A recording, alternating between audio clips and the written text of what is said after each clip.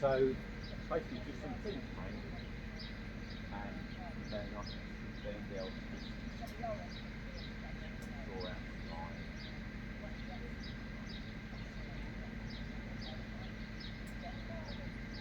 Structures like this I tend to work more from the top down. One or two people had a go this morning. I think there's a tendency for us to make these a little bit horizontal, but from this angle, there is a bit of an angle there. And then the turret bit starts about there, or the actual sail from the turret. Starts that way.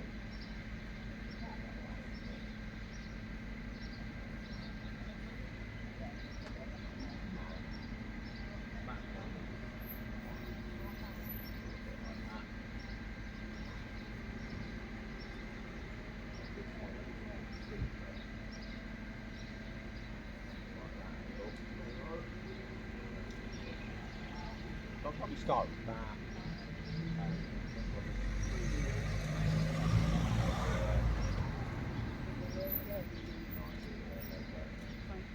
A little bit. The nice thing about oil paints is it's very easy to manipulate the paint and push the paint around. So, quite get it's roughly the right shape. I know that I can't adjust it quite well. I've got the other three.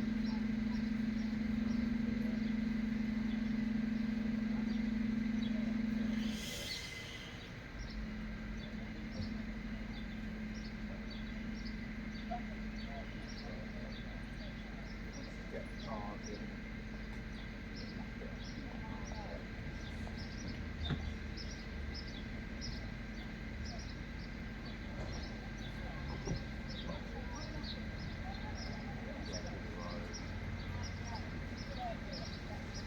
I'll take a bit more time, but keep going. Sometimes it's nice to have a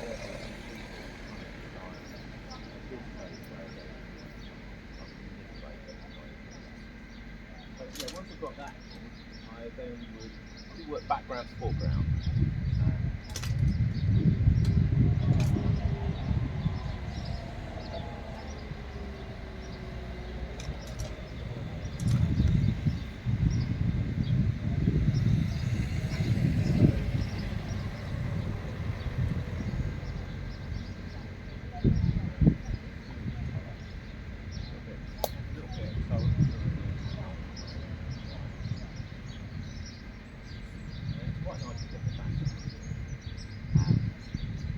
Working outdoors, things move around very quickly. So sometimes you just got to pick a nice, like that's quite nice. So it might be worth rough up like that.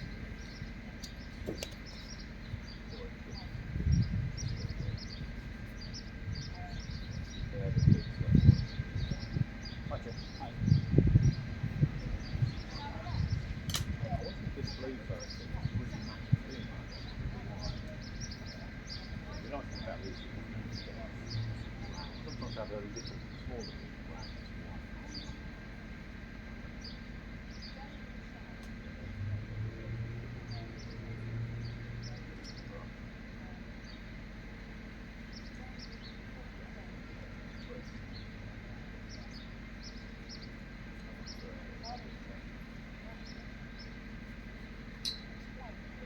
The way that the light is at the moment, they're actually appear darker against the sky.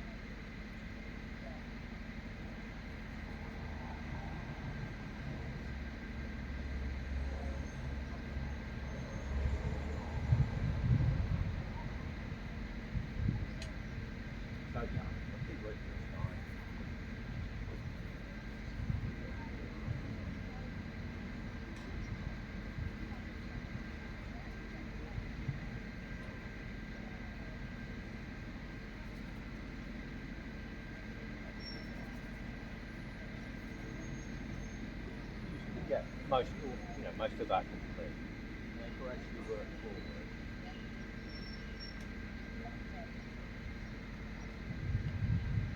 In a way, the lines are a little bit funky.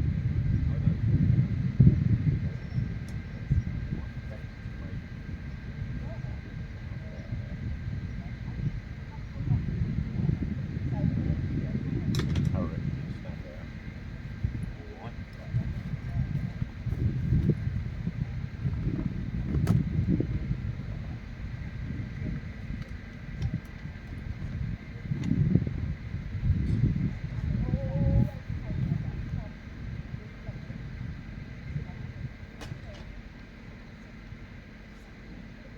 very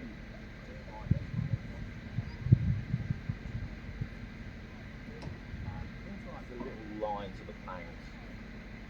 You might be able to put them at some stage, but this at the moment I just look at the four masses and like, or just don't worry about that.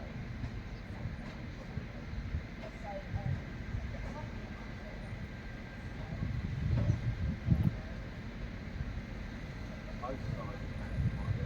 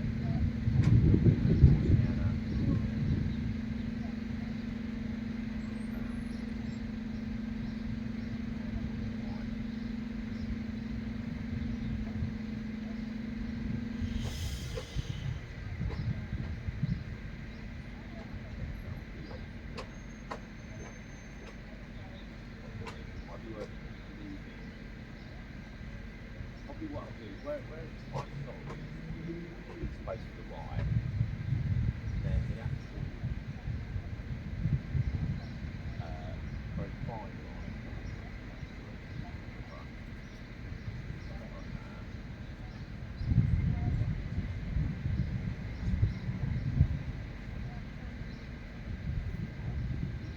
The problem with the oils is the advantage of this kind of thing is when you've got paint down, you're then working into wet paint.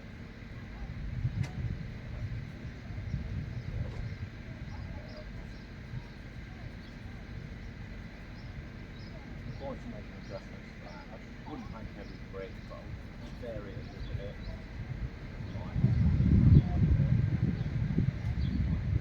Essentially texture. So do you put like the windows and things on after it's dry? No, I'm not doing that. The window, it's quite dark that window.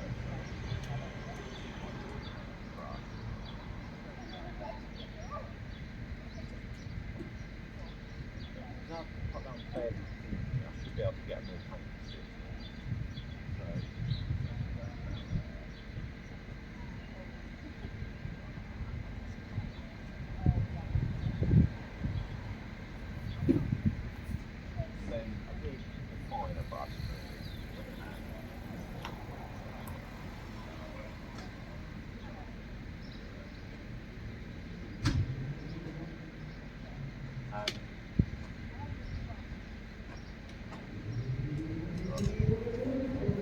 So something like a rigger's quite nice. It's quite a light touch. I find once you've got lots of wet paint down, it's easy to have longer hair brushes. And sometimes I might need a bit of medium.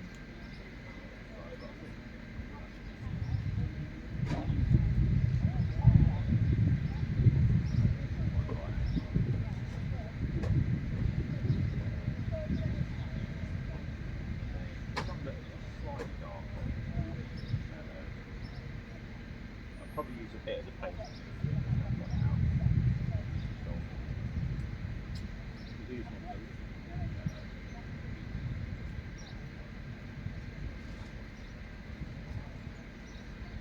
That's the way that you can have a little bit of detail. What you can end up with is this whole surface gets quite wet. Be careful not to essentially you stick good here. So this bit down. I've got dry. So resting on. The other thing that's useful is using it as a ruler. So find it here.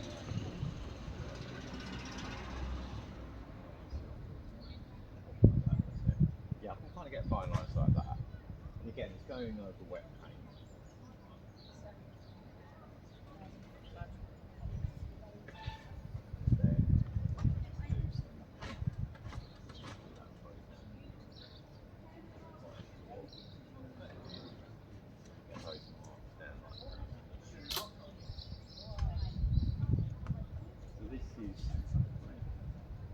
Trying to work it in one session, like one extra session. But if you wanted, you could obviously let all that dry, come back another day, or work that with a photo. Get all the nice details. Do you normally take a photo of what you're Yeah, going to make yeah, I do. as reference? Yeah, because sometimes, well, pretty much every time, everything changes very quickly anyway.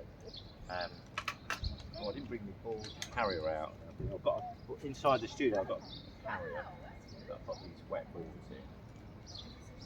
But the one I've got in there, yeah, things like the tide will come in, or the tide will go out, or the sky will change, or and certainly after a few hours, all the shadows will shift. So you can only do so much at a time. So it's a matter of either try and do it quickly in one session, don't take too much on, or just do multiple sessions. Come back at the same time of day, another day. And I do working locally. I do that a lot. Did a big painting last year in Old Lee. I did about 9 sessions. That was why I just kept coming back and adding a bit. Go back at the same time of day, similar lighting conditions. So that's just depends how you plan to work. But yeah, I thought that'd be something to share with you. Because this is pretty much what I do my work most of the time really, at the moment. Most weekends. Painting these sort of sizes, really. Yeah. What you need to market the patterns for all the woodwork bits that you've made up. Well, I don't know. A lot of this is stolen from other people's designs. It's such a good idea. Yeah. It works, doesn't it? Yeah. There are nice what they call crush art boxes. These, I think I can't remember the make, but there is a make that does something very similar to this. But as I say, they're probably £100. Yeah, so my husband does woodwork. Yeah. He Really, could knock that up for yeah. me. Well, this is it. I'm the that? same. I can. I've done engineering and picture frame and things like that. I've got picture frame reference I use. These hinges. I mean, the nice thing about this is it keeps it reasonably stiff. If I get a really windy day, I've got this other bit of wood that I screw in here because that will slow down. It stops it going out. And then sometimes you have to hang weights off of here. There's the whole thing. You only need all these. It's so lightweight. Yeah. It's just so lightweight. But again, I just haven't wrapped that. Yeah. These are like friction hinges, a bit like what you have in a laptop. Yeah. So it stops it blowing around. I could probably paint at that angle if I wanted. Yeah, that would hold the angle if I wanted it to. But I've made this so that it kind of rests on the edge of the box, so Yeah, but it's a very simple box, really. I think if I had another go, I'd make it even simpler. I think I've made it a bit overcomplicated. Quite like it to be slightly simpler. Some people would just, I mean, I made that just to slide in and clip the boards in, but you can just get these are just fine as well. A lot of people just clip them in like that. That's absolutely fine. Just clip and clamp it on. You can always paint over that bit at the end. So you don't need anything very, you know, or even just like the little board I showed you, clamped to. And the nice thing about this is your hands are free. You know, I can kind of leave the palette here, leave my brushes that I'm not using on the side, and that's what I like about this sort of design. But yeah. I think that's good because what I found yesterday was holding everything. Yeah, yeah. It does take a bit of getting used to it, a bit of working out. Do you think you're better to stand?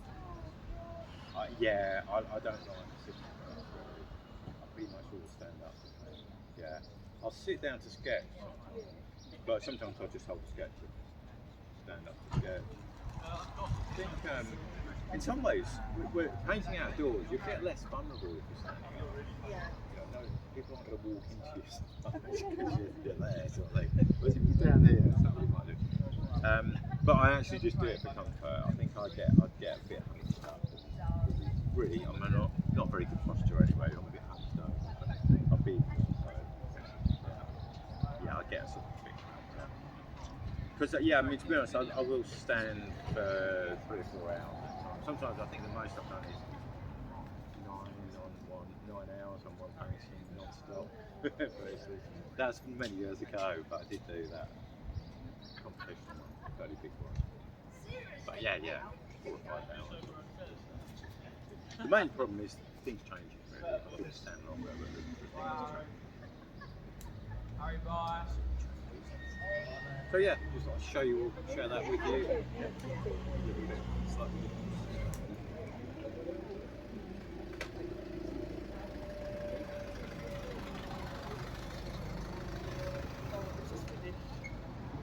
Just finished.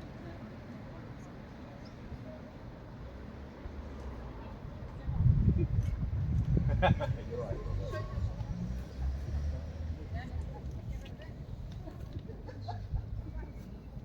So you put baking chips. What's on the bottom? Well, this. It's just best. Just add to it. Well, this. You clean it off. Yeah, this bit I clean off. This I just scrape off. I just use some paint, and then when it gets.